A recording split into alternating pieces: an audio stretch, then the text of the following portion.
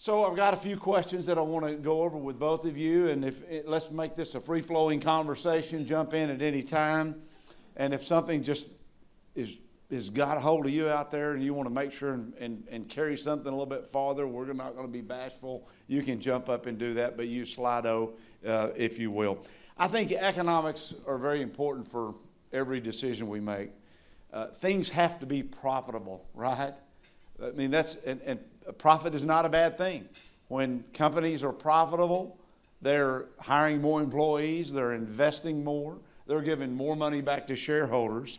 And so, David, let's start with you in thinking about economics. Can you discuss examples, if you will, of successful technology-driven investments in the oil and gas sector and returns that they have yielded, and give us some examples without violating the antitrust rules that we talked about earlier this morning? We are definitely not going to violate any rules today.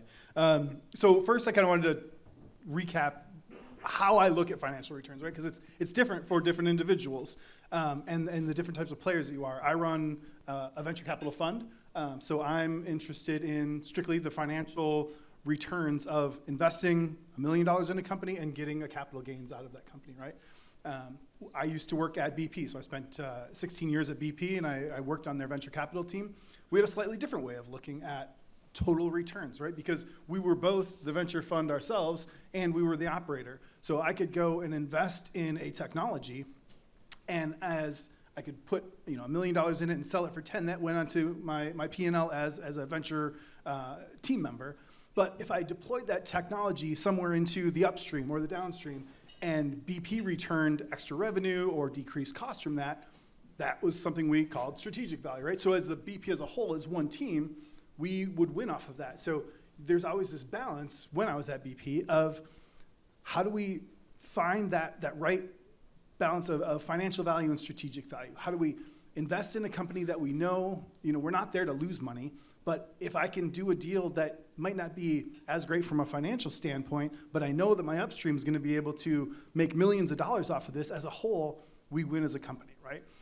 And so that deployment potential and the kind of risk reward that you take on each one of those is very unique. As in our fund today, I do look very specifically at the financial returns of each one of our investments, but my LPs, Devon, Williams, One Oak, and Halbert and Payne, H&P, are the deployers of those technologies. So we have a special relationship where one of my goals is to get these technologies deployed into my LPs. The relationship that we've built through this fund setup is around the deployment of that so that they get those strategic values of the deployment of this new technology. So balancing those out is very important. At BP, we just did a simple hurdle rate of strategic and financial value had to be 30% or plus. We had to be able to see high levels of returns. You're taking high risks, you need to see high rewards, at least high reward potential from each one of those investments. I have some specifics. We've got really interesting investments that we made. I've been in my new fund for a year. We haven't had any exits at this point in time. These are 5 to 7 year thresholds, so I can't tell you any exits that we've had. I got 5 really exciting ones that I hope to be able to come back here in a few years and tell you about the massive exit returns. But we've got really great deployment potential in each one of those. At BP, we had some really great ones where one of them that comes to mind is Taxon Bioscience. It was a bioagent that we were going to put down whole to enhance productivity of our upstream. It didn't actually work. We had no strategic value out of it. But the platform worked from a bio standpoint, and we were able to actually make some financial value on the return of that. So we have high financial value, zero strategic value, but we still hit our hurdle rates. And those kind of wins give you license to operate as an innovator to keep on going and doing other things in the future. Well, that's great. Thanks for that perspective. I mean, look, if everything worked, it'd be great, wouldn't it? But the reality is there's trial and error, and those are things we have to go through, particularly when you're breaking new ground. Dale, at Halbert Labs, y'all have lots of experience in creating platforms for companies to get started. You've probably hundreds of companies, I guess, startup companies. Is that fair to say that you've looked at and helped through the Halbert Labs process? In thinking about y'all's process in creating that platform, what criteria are most important, would you say, when evaluating projects for early stage companies, and what role does these dynamics play in environmental policy? Yeah, thanks for the question, Todd. And we're 3 years into Halliburton Labs, which is wholly owned by the Halliburton Corporation, an entity a lot of folks in the room would be familiar with. And it's now probably 1,000 or more, several hundred companies that we've actually spoken with, and we've actually executed agreements with 25 of those, where we're working very closely in a bespoke one-on-one way with those 25 founding teams to help scale their business. And just quickly, and you may have got a sense of it from some of the questions that I was asking, but one of the first criteria is potential market size. You saw a lot of companies today that are tackling emissions. I mean, that's going to be a very large market. But a rate limiting factor for any enterprise is just attacking something that's pretty niche. And whether you are in it for economics or you're in it for impact, working on something small just kind of has a natural ceiling to it versus working on something big. The ceiling is much higher. So kind of overall market potential and, can it go into different applications? Can it go into different industries? Can it go into different geographies? We like yes to be the answer to those questions. Differentiation for the business is a pretty big one. So it's oftentimes good. It's hard to be best in the world at something, but it's good, to build the business around what are we going to be best in the world at, and then hopefully kind of, use a lot of off-the-shelf and kind of standardized solutions around that one thing that the business is really trying to create differentiation in. And so sometimes that differentiation is technology and IP that doesn't allow others to operate it. Sometimes it's a unique process or service model or business model that relies on customer intimacy or a set of workflows that are difficult for others to replicate. But really kind of understanding why can't somebody do this for themselves, or why can't somebody else sort of just copy this if it's successful, but understanding what that differentiation is and the company's commitment to really invest everything it has into building a competitive advantage around that differentiation is really important. Team is really important to us. At Halliburton Labs, we take minority positions, so we don't get involved in the strategy setting of the company. We don't take board seats. We don't get involved in the governance. And so we have the team that comes with it. And what I mean by that is, if somebody's writing a bigger check, they may take a board seat and they may say, hey, I like what this business is doing. I don't like the CEO, and we can get rid of him. But that's not really our perspective. We're going to work with the team that is already there. And so, does the team listen? Because how they engage with us is very indicative of how they'll engage with prospective clients. Do they listen to what prospective clients are telling them? Do they listen when investors are giving them feedback of, hey, I'd give you $1 million check, but I need to see a little bit more of X and a little bit less of Y? Do they listen to that? Are they willing to kind of take input on their approach? And so the team element is really important for us. And so those are some of the criteria. You mentioned kind of environmental policy and regulations. I'll just kind of make we're not policy experts. And in fact, we think it's actually somewhat difficult to invest in, again, short-term policy dynamics. And so I do think there's longer-term megatrends that are worth, investing in, regardless of what the specific policy is in terms of, better utilization of materials and, lower emissions and less carbon footprint. I think those are like good megatrends that'll probably be more important 10 years from now than they are today. But in terms of specific policy measures, I think one of the things that we've all observed is, particularly at a Washington level, is we kind of elect in one group of people and we have these, all these new specific, measures, and then we elect in a different group of people and some of those get reversed and we head a different direction for a little while. And so building a business case sort of based on legislation that doesn't quite yet seem durable, at least from our standpoint, seems very risky. So you kind of started your question to David around economics, but we really care more about what are the fundamental economics of what this solution provides. And we recognize new energy technology may not enjoy the 60 or 70 year sort of maturity that existing solutions have. So we have tolerance to sort of say, hey, the economics of version 1.0 may not compete that well with existing economics. And we have tolerance to say, hey, at scale, with process improvement, with efficiencies, the economics may be better. But if we're trying to plug that economic hole with some big assumption on subsidies or tax credits or some sort of policy measure, that makes us uncomfortable because, that could go away in the next, 4-year election, or it could go away in 10, 12 years at the expiration of that legislation. Well, thanks for that criteria, and thanks for those thoughts on what influences the decisions that you make on where you're going to follow, because I think companies need to understand that from both of you. You talked about trends and fads. I mean, there's a growing emphasis on sustainability. I think that's fair. I think, and look, sustainability can be defined differently by different people, right? Lower emissions profile is fair. Improving water quality is fair. Those and companies' access to markets are being measured today based on their sustainability evaluation, if you will. And so, since this is a technology conference, Energy Elevated, I'm thinking about how can technology be leveraged to minimize environmental impacts, to improve sustainability, and how can oil and gas companies take advantage of that? Let's follow back up, Dale, with you, and if you have anything to chime in on that, David, you're certainly welcome to. Well, maybe I'll start with like a high-level kind of framework. It's like, what is the amount of input that goes into, a unit of output? And when I talk about input, it can be money, it can be time, it can be labor, it can be water, it can be other sort of purchase materials and resources, it can be inventory, it can be capital equipment. But I guess I would just ask everybody, there's a lot of business people in this room, I would just ask, train your organizations if they're not already to see waste.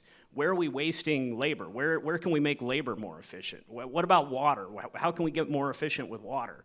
I think, with, one of the trends that has been with us and is going to continue to be with us is the ability to collect data, the ability to sort of store and interrogate that data, the ability to put that data to work to make better decisions. AI is the next wave that's revolutionizing industries. But, being open-minded around opportunities to get more units of output for a given unit of input. And so I think those are all, regardless of what business you're in this room, whether it's upstream or midstream or doing something in services, I think all of us are resource constrained, whether it's we don't have enough capital or we don't have enough people or we don't have enough time. And so always, having everybody in the organization contributing to like, how can we get more efficient and be able to measure that and think about, there are a lot of technologies in this industry already, but in other industries that we can bring into this industry to sort of increase that ratio of output to input. Yeah, so our 3 investment theses are sustainability, energy transformation, and digitization. And we think about sustainability and the fact of we are going to have oil and gas for the next 40 plus years. So how can we find new resources, extract those resources, and use those resources in the most sustainable way? How do we get every last drop of energy out of what has been granted to us? And that's a huge part of it. How do we go after those high margin barrels and produce more profit today so that we can reward our shareholders, so that we can use some of that extra cash flow to invest in this future transition that is coming? It's just the timeline that's there, right? Who's going to pay for it? Who's going to be involved in this transition? The people that built the last 100 years of our energy infrastructure should be a huge impact into the next 100 years of that. And the dollars that are going to pay for that transition are the dollars that are coming from the oil and gas that we're finding today. So we need to be as sustainable as we can. We need to be as efficient as we can with those molecules and not waste them. We can't go back to the days of the 50s where our cars got 4 and 5 miles a gallon. It didn't make any sense. It was a waste of a resource. If we can use that same energy resource and get 40 miles a gallon or more heat or more energy output, we will be a better country for it. We have amazing energy resources. We just have to use them to the best of our abilities. And I think that's a great perspective about making certain that we're making rational decisions on our energy policy, right? I mean, there's no secret there is a movement around the country to divest from oil and gas investment. We know some funds in different states have chosen that pathway. We know that some people are looking at investing in new technologies, carbon capture, use and storage, renewable energy technologies. TXOGA members adopted the philosophy of an all-of-the-above energy approach. Let the marketplace make those decisions. And thinking about that, since we're talking about that investment, are there divergent strategies that we need to be thinking about, David, from a capital-intensive standpoint that's reshaping our technology landscape as we look at these different investment strategies? I think we're seeing some of the divergence now. I mean, even my old employer is not investing as heavily into oil and gas tool sets, right? Their entire ventures team is focused on what comes next, the energy transition, and it's a very European, UK focus. The kind of American energy companies have a slightly different approach to that, right? And you're starting to see that. You're seeing it in terms of the demand for oil and gas tool sets and investment in E&P infrastructure, E&P innovation, I guess, has a lower multiple to it than we've seen in the past. And so there's an opportunity to invest at a rather good price at this today in innovation that we know we're going to continue to need to drive the oil and gas returns and the oil and gas output that we're going to see. So we're taking advantage of that and investing in those tool sets, again, to help our LPs deliver on what they need to deliver in this, what they consider the energy addition, right? How can we add to what we already have? I think one of the trends that we're seeing is this kind of where there's not one group taking any one investment forward. There's this collaboration between lots of different entities, all the way from academics through the government, through kind of traditional financial investors, and then into the energy companies as operators. We made an investment in a company called Captura, and they were a Caltech technology that came out of there. It's their IP. It was funded by ARPA-E out of the Department of Energy. To kind of get it scaled up. You had some initial financial investors that came in and then ended up with Equinor, Saudi Aramco, and my Rose Rock Fund investing in it to kind of take it to that next level and deploy that out into the energy space. You're seeing the same thing in a couple other, we have an advanced DRA agent, which also came out of Caltech, went through some government funding to kind of get it up and running, and is now moving back out into that space. So you're seeing some more investment across a wider collaboration of innovators. Oil and gas is big. There's plenty of opportunities for investment, whether it's traditional oil and gas, whether it's new technologies, whether it's carbon capture, whether it's renewable in different forms of energy. I've had many conversations about whatever the energy source is in the future, TXOGA member companies are going to be the ones delivering that energy solution because they're in the energy business. When I visit with, again, non-oil and gas groups, I like to break down it into the 4 Ps is what I tell them: production, processing, pipelines, and ports, because it is a complex process, and you can really, when you think about the different types of technology that are necessary for the complete value chain of taking resources that are miles below the ground and then making them available to the general public, it's amazing. Dale, are there, as put on your hat and your crystal ball, I guess, a little bit, and just thinking about specific technology sectors that we might want to be thinking about within the oil and gas value chain that investors should be looking at and what potential disruptions they might bring. Yeah, thanks for the question. And I want to concur with a bit of the premise that Texas is and should rightfully have a really big role to play in the energy system of the future, recognizing oil and gas is going to be a big part of that for a long time. But also this skill set around how to do things at very large scale, at fairly, making economic improvements to cost position to be globally competitive year in and year out, to be very reliable, to be very safe, and to not despoil the environment. I mean, that is a skill set that is going to be needed in all of the energy sources going forward, including some of the new technologies that are coming down. So I'll start by saying, we set up Halliburton Labs recognizing we did not have a crystal ball. And so we just wanted to roll up sleeves and learn by doing and be open-minded to different types of approaches and listen to what innovators were working on and try to find kind of small scoped trial opportunities to understand the merits of a solution. Was it solving a problem? Was it solving a problem economically? Could it be scaled?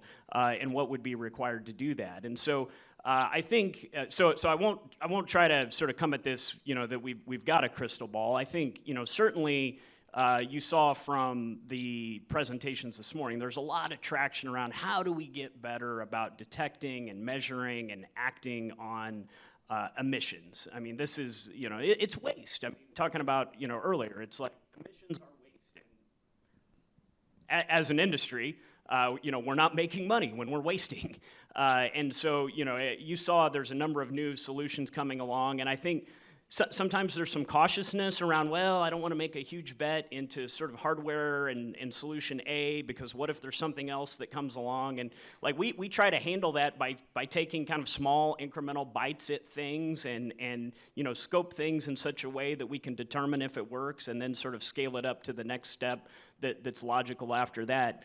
Carbon capture and utilization, I think it's early days for that chain, but carbon capture, if we're going to have a lower emissions energy and industrial economy, carbon capture is going to have to be a part of that, just because there's some really hard to decarbonize industries where we are not a few years away from cement and steel and chemicals having economic alternatives. And so people are still going to want cement and steel and chemicals. And so carbon capture will play a role in that, and there's kind of an entire value chain of new technologies and new players that in some ways looks like the collection of players that come together to do an oil and gas project. I mean, there's, you think about, from upstream through downstream, there's all kinds of, between the asset owners and the service providers and the different contracting mechanisms. We have a lot of that type of activity that's happening in the CCUS value chain, except some of these players are new and they haven't worked together before. And a lot of the technologies,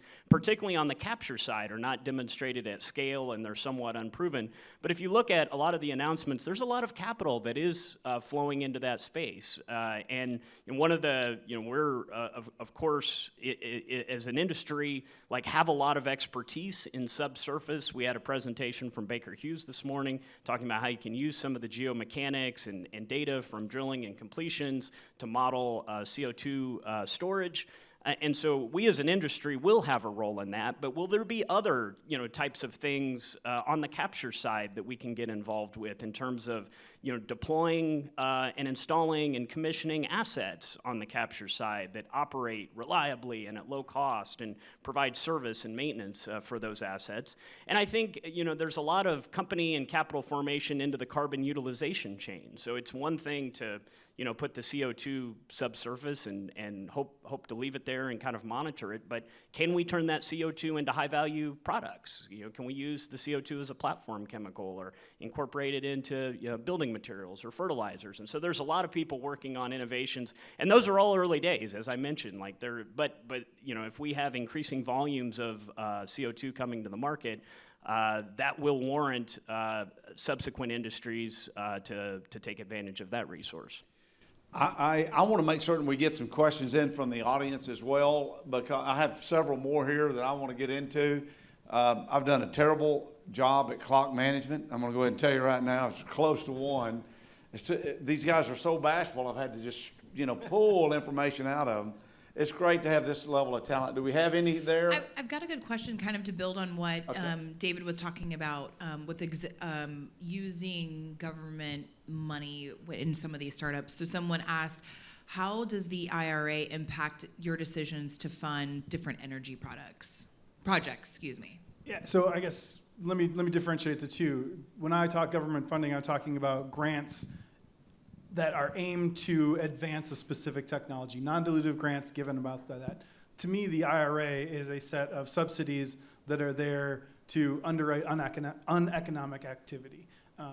And it goes back to Dale's point. It's really hard to underwrite a technology that is based solely or majoritively on the government subsidies that may or may not be there, whether it's 2 years, 4 years, 10 years down the road.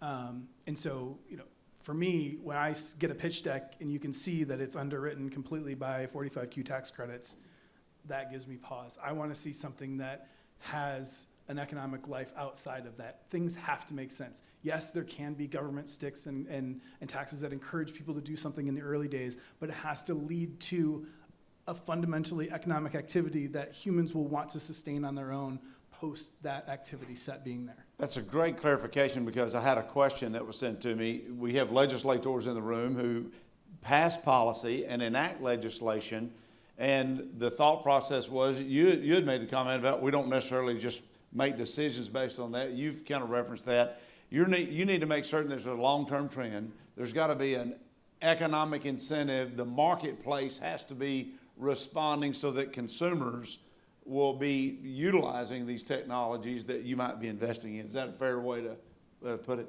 Yeah, absolutely. Good.